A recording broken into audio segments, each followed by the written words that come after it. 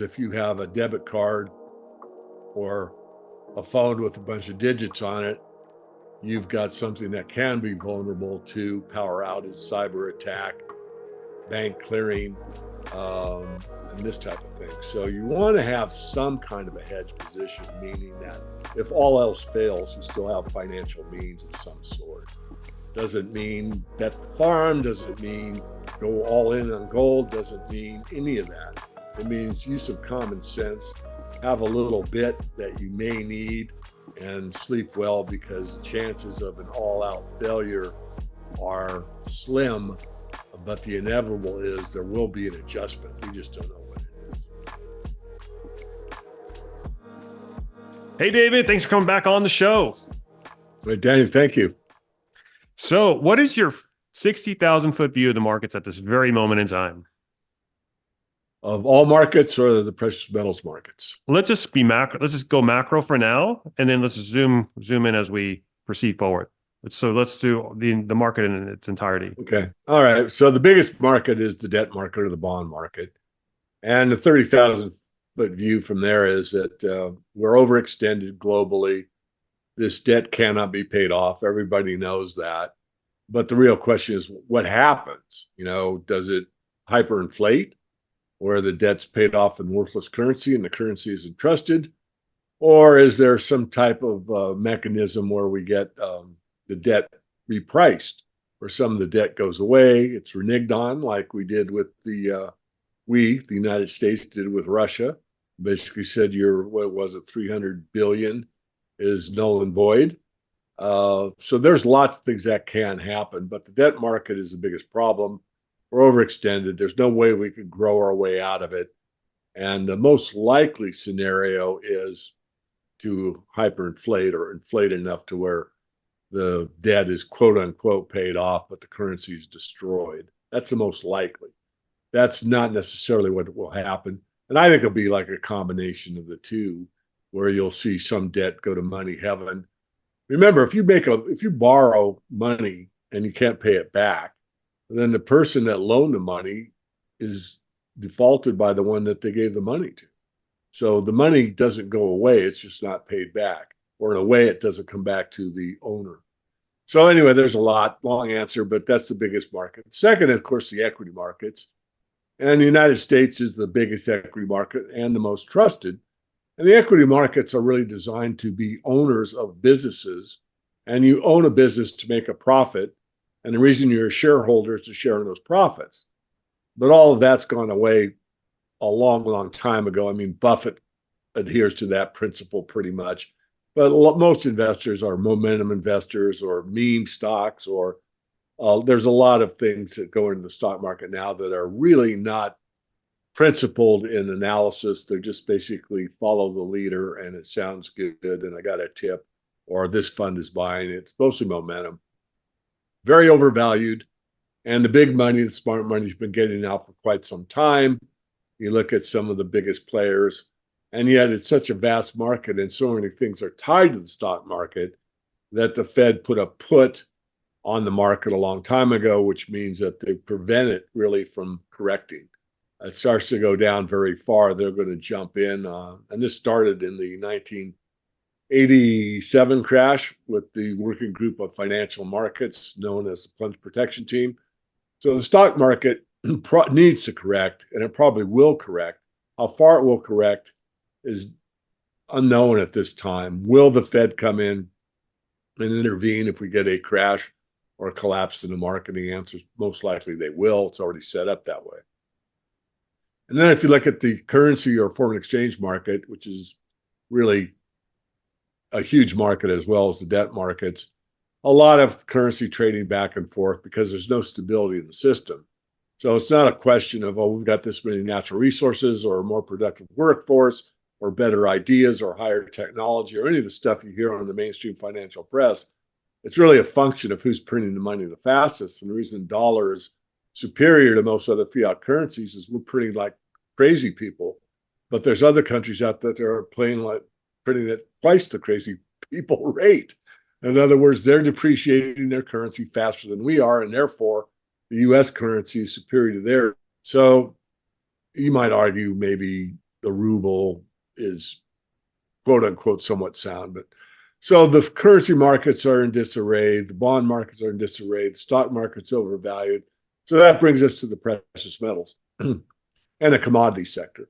Commodities are needs, not wants. The world doesn't work without energy. Oil's the supreme market, and oil's been stable-ish around the $80 mark. It ebbs and it flows. It's really not priced, in my view, where it could be priced based on the value of it, which means how many man hours of labor do you get out of a barrel of oil?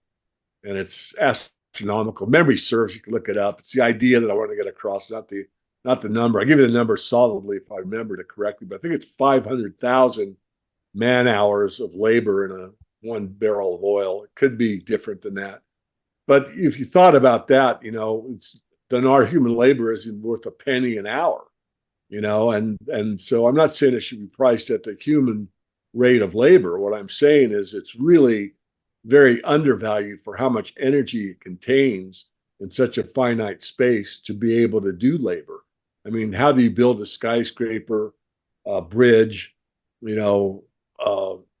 military equipment, any of this stuff without the mechanization that we have with diesel engines and ice engines and the ability to harness this energy and do labor with machines instead of manpower. I mean, it's astronomically. 23,000 human hours. Okay, 23,000. Thank you. Then again, the idea, but 23,000 hours. So, at $1 an hour, that'd be $23,000 for a barrel of oil, and it's less than 80. So think about what the true value is. And I'm just trying to equate it so people understand the gift that we, the human population, has had since basically 1900 for the last 125 years or so of this resource that we have exploited in a way to get to the position we have. And there's a direct correlation between energy usage and a lot of things, but once population grows, when you have that amount of energy that's that cheap, you can grow a lot of crops, which means you can have a lot of babies and feed them, and on it goes. So coming back to the point, I got off track, but the biggest, best, most important market is the commodity market. We're seeing that now. We're seeing, the metals move up, which is the top tier of the commodities because they're money and have been for centuries. You're seeing oil, of course, natural gas. You're seeing, the softs like cocoa's had a big run, cotton. You've seen the foodstuffs, the ags, the soybean oil, wheat, corn, and then even the subsets like barley and other grains. And so those are the needs. And what's happening more and more is as the destruction of the currencies takes place, the insolvency of corporations and the mistrust of the population versus the banking system with currencies that can be printed out of nothing, people start to move more and more into what they need, not what they want. And that's why you're seeing a big shift. And it hasn't taken place in a big manner yet, but the subtleties are there where you're seeing this big discrepancy between the value of the commodity sector on aggregate as a whole versus what the financial system or financial markets look like. And so now you're at a very big opportunity from the longer term perspective where we want to be in things we need and out of things that we don't need. And that will take place over the next, who knows, decade, maybe more. And it won't be across the board, but pretty much across the board.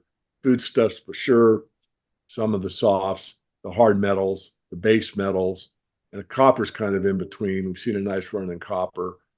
And there'll be a downgrading in a lot of things that are over or gone into what I call the misallocation of capital. Many others refer to it that way, where you have these apartment buildings in China that are unoccupied. You have, highways to nowhere, or you have this desert idea of building this, what was a mile-long city. I mean, there's a lot of these crazy ideas out there. And then, of course, the EV, which I'm not a fan of also. But anyway, there's a big, big change coming. And most, I think, understand or feel it. They can't analyze it. Not that I've got it down to the nth degree. I don't. There's a lot of unknowns. but the general trend is shifting. And that shift is something as an investor, you really want to be aware of and take advantage of. Yeah. So what should be on the radar screen then for precious metals investors? Well, to see gold as a barometer, not a thermometer, it's already broken out. And so the trend is in place and it'll probably last for the next 5 to 10 years. It could go the way I think, where we're in the third phase, which means we'll get a overreaction in gold over the next 2 to 3 years, where we could see gold go from the current 2,400 to 5,000 or 10,000, maybe even 20,000. No one knows, but it could get this parabolic move where it keeps going up, up, and up. I remember Cisco stock back in the beginning, and people didn't know really what was taking place in technology in the early 2000s. I mean, there was a precursor with the tech bubble that popped, and a lot of things just went by and by, but some of the things like Cisco continued on because it was so required. And I remember one of the stock analysis saying, this stock goes up every day. And that's probably what you're going to see in the gold market at some point. It's like, God.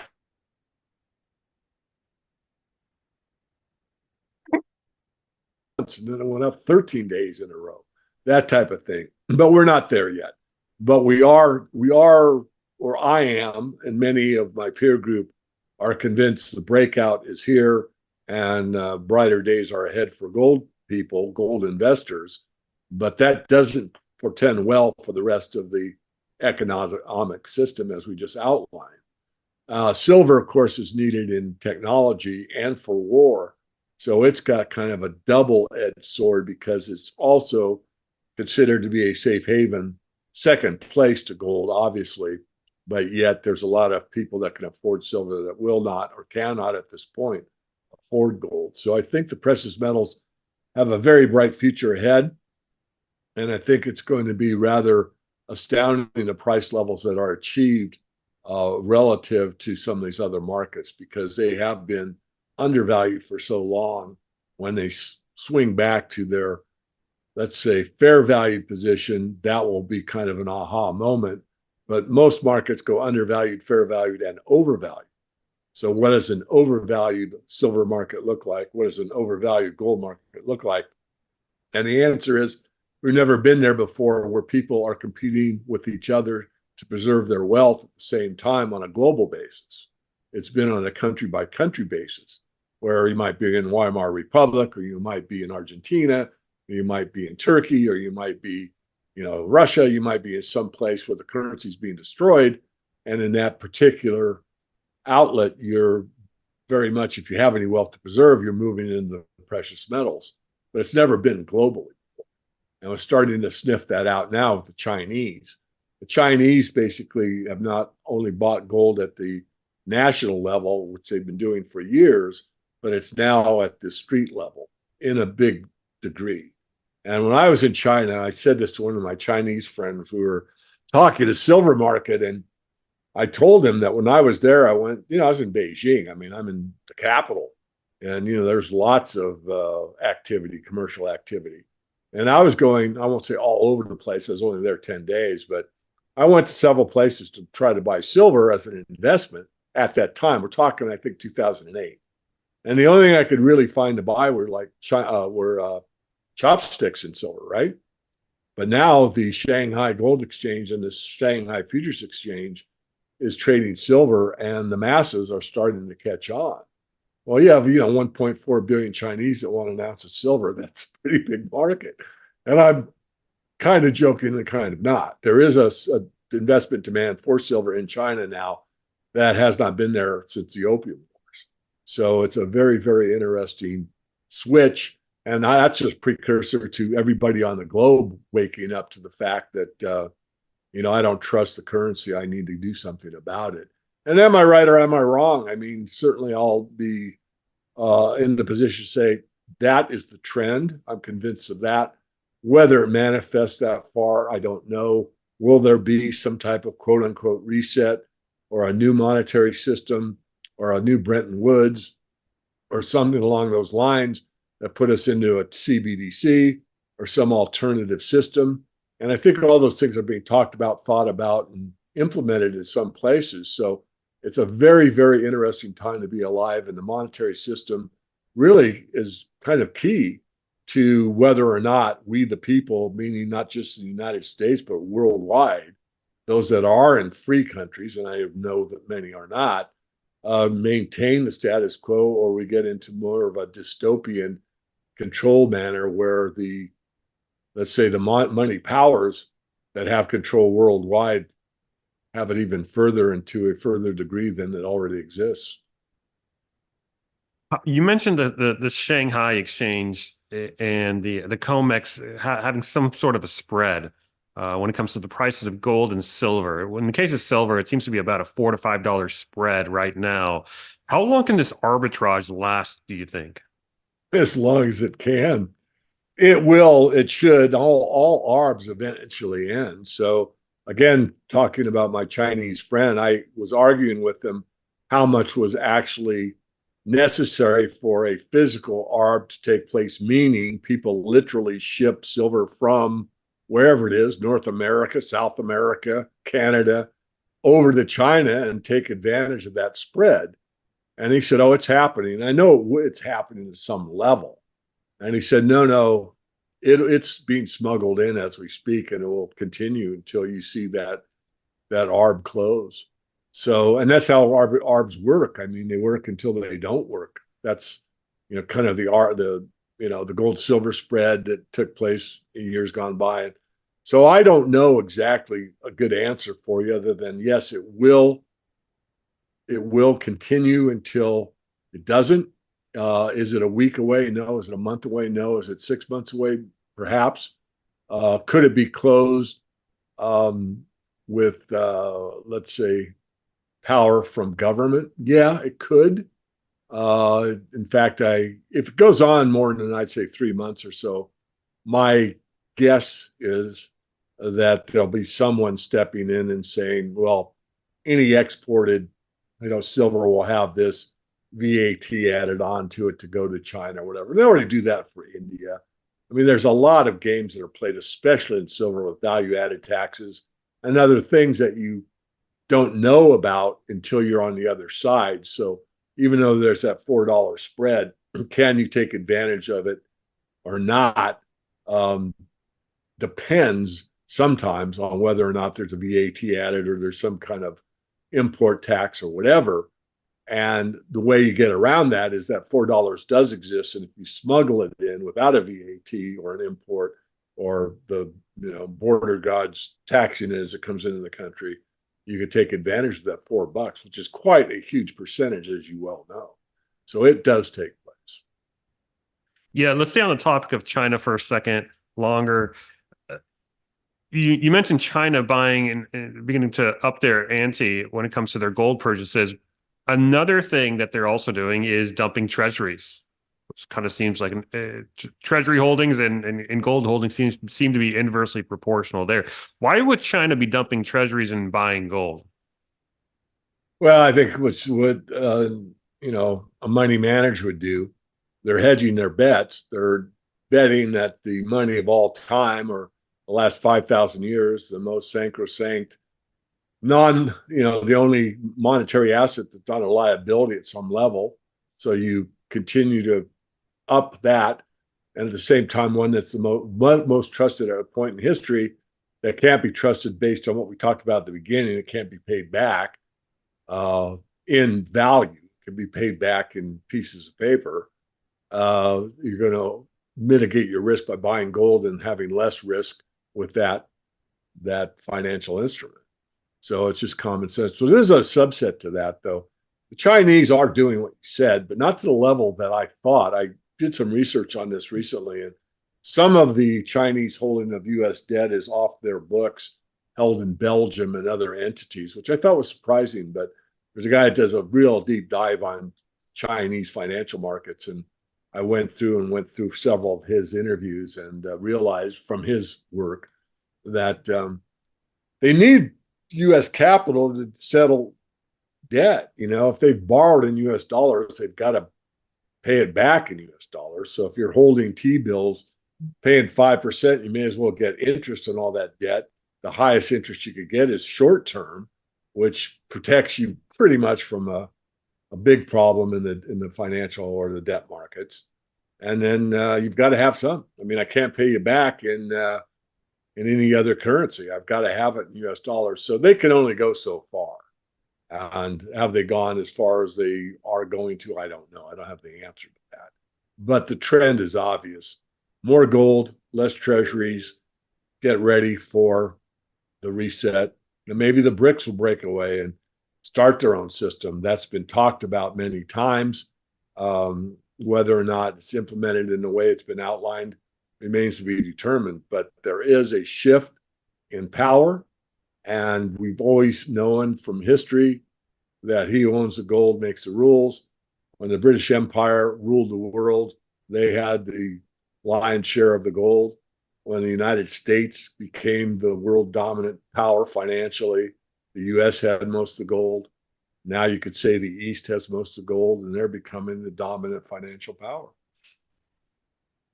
So back a couple of years ago, we had a nickel producer who was naked short nickel prices. And at the start of the Ukraine war, nickel prices went insane because you had this big naked short position on nickel. And then all of a sudden, commodity prices all over the place rose. But nickel in particular, because of this naked short position, went exponential. Is this sort of a use case that you could potentially see in the silver market, for example? Yeah, there's been many that have written about that, and the potential is there. It certainly could happen. And I like what you said, because people don't maybe get it. Maybe they do. If you're hedging, you're in a position where you are at zero risk.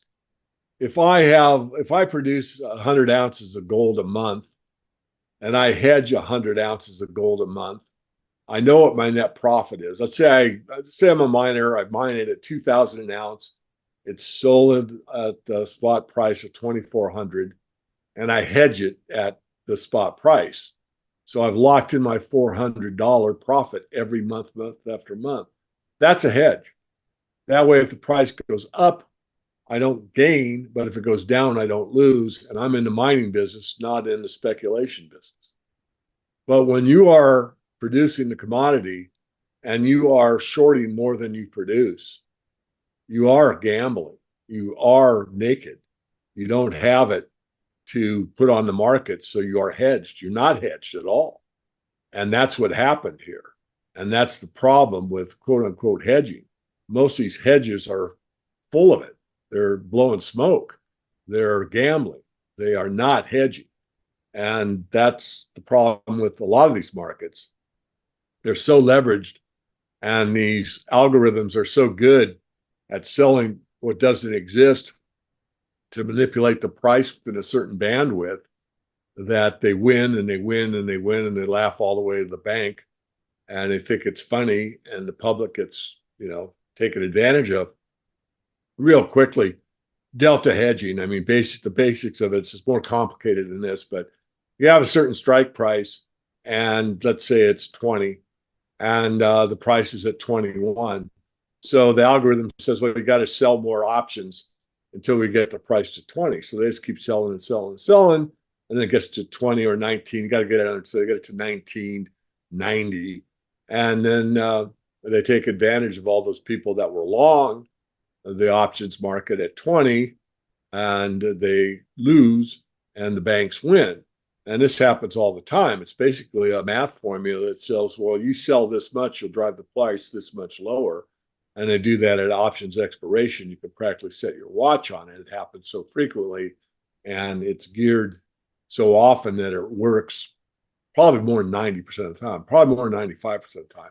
There have been a few exceptions. But anybody on the other side that really understands how markets work, that have the pockets to take on the algorithms, which they have basically infinite money because they're the banks that print it. But nonetheless, they only devote so much to the silver market or the bean market or the soybean oil market or whatever.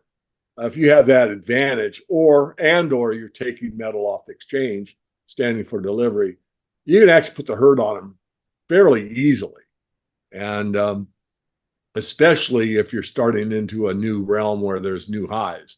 Because when you have a new high, most people will hold the commodity or the stock because they want to get the most they can price wise. So if it's going up, it's in their favor. And now we're at a certain price in the silver market or the gold market.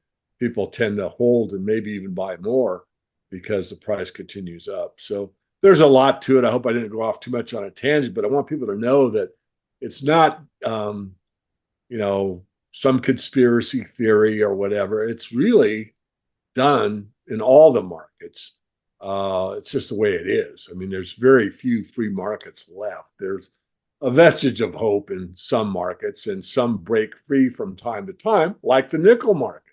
I mean, that was a true free market. For how long did it last before the authorities came in and made a rule change? So you mentioned the mining space. This is an age-old question. I'm sure you've answered it a million times in other YouTube interviews, but what's happening with the miners? Why have so we can make the case that gold and silver have both been undervalued for quite some time. But even more so on a relative basis, the miners are even more undervalued. What's keeping the miners from fulfilling their potential, so to speak? Well, it's actually a dual answer. In the gold market, there's not most of your primary gold producers that have pretty good margins now. It's the lack of recognition by Wall Street to see what the earnings are.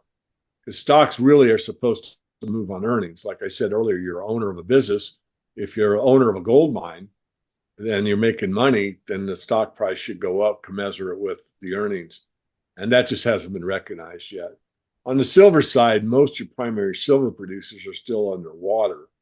And that means they're not making a profit. So therefore, their stock price shouldn't really be very high, be low, because they're not profitable. That's changing now as we're getting into the $30 level. And it doesn't take much for that price level to have a lot of leverage. In other words, if you're mining at 28 and it goes to 30, you're making $2. If you're mining at 28 and it goes to 35, you're mining $7. $7 versus 28 is a large percentage gain. And when those gains are recognized by Wall Street, you'll start seeing those earnings flows. The algorithms will pick it up, the math formulas say, oh my goodness, who's the highest earners, in any sector? And all of a sudden the mining sector has some of the highest earnings across the board, more than, let's say, grocery stores or some of these low margin businesses that are imperative to our society. They'll be recognized. So there's that part of it. The other part is, how they're structured. If the bank has a large gold mine hedged out at, $1,800 gold, doesn't matter if the price is $2,400. They have to sell it at $1,800, and that's on their books, and the financial models will recognize that. That's not the case across the board, but there are some in that type of a situation. Don't quote me on the 1,800, but to get the idea, because you get the loan to build the mine, the bank gives them the fiat to build the mine, and here's the conditions of our loan. Our loan is at 1,800. You've got to, produce this much gold at that price level to hedge it in case it goes down to 1,500, whatever. So there's a lot behind the scenes. There's a lot to analyze the gold company. Actually, it's a little more difficult than doing a retail or a restaurant or automobile company or a lot of other stocks that are out there. But regardless, it's fun, and it does have times like now where no one wants these stocks, and it's really the time to start looking at them very carefully. Yeah, what inning would you say we're into this precious metals bull market? We have seen central banks pick up some steam in their gold buying, but is retail involved in this any at all? I mean, let alone retail. Forget about retail. What about institutions? You have this 1% allocation to total global wealth and assets, making up the gold and precious metal space compared to what it was in the 80s with 26%. So how early in the tooth are we in? I would say a baseball analogy would be the seventh inning stretch. I mean, a lot of people that came to that game are fans from the first inning, and they've bought and bought and bought and bought. And all of a sudden, it's seventh inning stretch, and their team's far behind, and this other, these shiny objects keep appearing in the other league, and they're making a change in the other league that looks like it'd be advantageous to your team. I mean, all these things are going on, and you're taking your stretch, and you're kind of discouraged, and you're just going to sit back and watch the rest of the game because you're fed up, being a fan. So those are your retail gold and silver investors that have waded through from the early 2000s to the 2005s, bought during the 2011 move when silver stayed above 30 for almost 2 years, for a year and a half. So they thought 30 was the floor. I did for a while. And then it dropped down. And I warned my people so I don't feel guilty. I said, once we've tested the 2950 mark 3 times. We're testing it again if it goes through, and I think it will. Watch out. And I told them to hedge. But coming back on point, so now going to a different analogy or metaphor, one I've used about the run to gold. It starts as a slow walk, and no one pays attention to this race. And then it goes to a normal walk, then it goes to a brisk walk, then a light jog, a full jog, a fast jog, a slow run, a medium run, and an all-out sprint. So right now, where we are is 7th inning stretch. We finished, and we're starting to walk. We're going to listen to the game in our car. We're walking out of the stadium at a very slow walk. Those are the banks that continue to buy gold hand over fist and set records for purchases. So the big money, the smart money, is moving in the gold market, but at a pace that no one's paying attention to unless you study the market like you do. So now it gets to be a normal walk. What's that? Well, that's the Shanghai Gold Exchange coming in. It's an entity. It's overseas. It's Chinese, but they're starting to make some noise in the gold market because there's this arbitrage opportunity in both gold and silver. So now we're walking at a normal pace. And then what happens is another entity comes along and says, hey, we're India. We want our gold back. We gave you our gold for safekeeping. We'd rather store it in our vaults. Send it to us. And this happened years ago with Germany. And so that becomes a bit of a fast walk because other countries are saying, I've got gold with the Fed, or I've got gold with this bank, or I've got gold with the LBMA. And you know what? I'm not trusting this whole thing. This whole thing, it's got me worried. It stinks. I want my gold back. Send it back to me. So now you're into a walk of, fast-paced walk. I'm starting to anticipate, I might have to start running away from this threat. And I'm starting to pick up my pace. I see the guys behind me and it doesn't look good. I'm far enough in front of them. I might be able to outrun them. And then it goes on from there. So that's where I see it. I do think we could get a big move in the next 2 to 3 years. In fact, I think we will. Longer term, could it go another 10? Yes. Will it? I don't know. And then again, main problem I have to voice it is what happens in between? Do they shut down the market? Do we have a cyber attack? Does a major money center bank go down? Does a clearinghouse for Visa go down and it can't clear for a day or two? I mean, there's a lot of things out there in cyberspace that concern me. I'm not trying to scare anyone. I'm just trying to remind people that there's a difference between money and digits on your computer. If you have real money, you have something of value throughout the centuries and value today that's gaining purchasing power. Whereas if you have a debit card or a phone with a bunch of digits on it, you've got something that can be vulnerable to power outage, cyber attack, bank clearing, and this type of thing. So you want to have some kind of a hedge position, meaning that if all else fails, you still have financial means of some sort. Doesn't mean bet the farm, doesn't mean go all in on gold, doesn't mean any of that.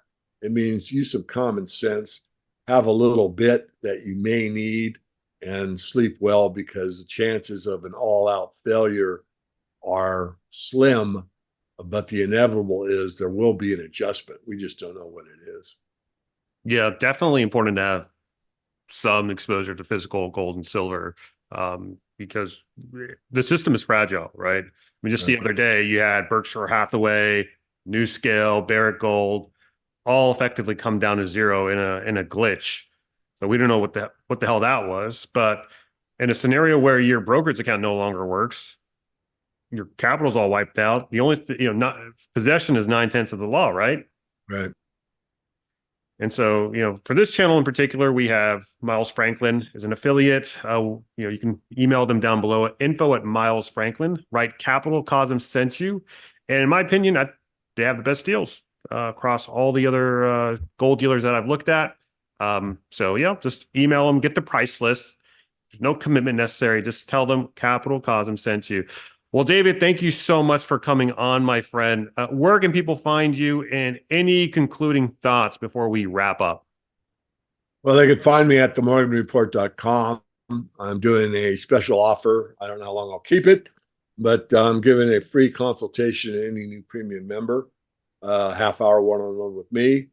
And the final thoughts are, my documentary. I keep working more and more on it, and I get more and more excited about it because it's not a book, it's a movie, so people can just kick back and watch it and enjoy it. It's called Silver Sunrise. Into the film, we did their interviews. And so I hope to be done with the interviews by probably fall. And then, of course, the editing process, which is way beyond me. There's someone making a movie. I'm just helping on the production side and the thought process. But I hope it's a winner. I hope it wakes up more people. I hope it brings us more together. We certainly have more in common than we have differences, but a lot of people don't see that because, in my strong opinion, the mainstream media is really good at focusing on, what's different about us rather than what's the same about us. But that's just propaganda. We have a lot in common, and most of us want the same thing, no matter where we sit on the political spectrum, or if we're apolitical, such as myself. I really don't like politics at all. Regardless, I still want to have freedom. I want to have a good life. I want to be left alone. I want to be able to make my own decisions and be responsible for my own choices.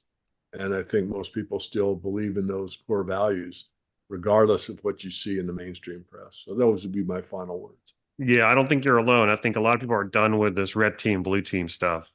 So definitely. Well, hey, if you guys enjoyed this content, be sure to give it a like, subscribe to the channel if you haven't already. 85% of you guys are not subscribed to the channel who watch this show. So please, let's go ahead and change that ratio. Subscribe doesn't cost you a thing. But if you do want to contribute monetarily, I do have my Buy Me a Coffee link down below. And with that said, you guys, I will catch you in the next episode. Bye, y'all.